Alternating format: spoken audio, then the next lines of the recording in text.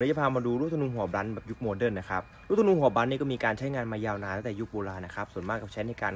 ล่าสัตว์นะครับเพราะว่าลูกธนูหัวบลันเนี่ยมันเป็นลักษณะหัวทื่อนะครับเวลายิงไปโดนสัตว์ที่อยู่บนต้นไม้เงี้ยตัวลูกธนูก็จะกระแทกสัตว์ลงมานะครับแล้วตัวลูกธนูมันก็จะไม่ติดกับต้นไม้นะครับถ้าเกิดเป็นหัวแหลมเนี่ยมันก็จะติดสัตว์ไปด้วยติดตัวต้นไม้ไปด้วยนะครับหรือเวลายิงเลียดพื้นหญ้านะครับลูกธนูหัวบลันเนี่ยโอกาสที่มันจะมุดหญ้าเนี่ยมันน้อยมากนะครับแต่ถ้าเป็นหัวแหลมเนี่ยโอกาสที่มันหายไปในหญ้าสูงนะครับก็เลยเป็นที่นิยมนะในการล่าสัตว์หรือใช้ในการฝึกซ้อมนะครับเพราะว่าหัวบลันเนี่ยสามารถใช้ยิงกับพวกผ้าหรือว่าเป้าที่มันหนาๆได้นะครับโดยที่ไม่ทำให้ตัวเป้านั้นมันเสียหายนะครับก็เป็นประโยชน์นะครับ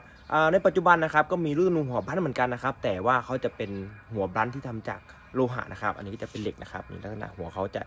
หัวใหญ่ๆหน่อยนะครับตัวนี้อันนี้จะเป็นแบบสกรูอินนะครับนี่ครับสามารถ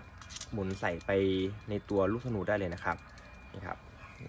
เป็นหัวบลันแบบยุคใหม่นะครับก็จะเป็นโลหะนะครับนี่ก็เป็นหัวที่น่าสนใจแบบนึงนะครับลูกธนูหัวบลัน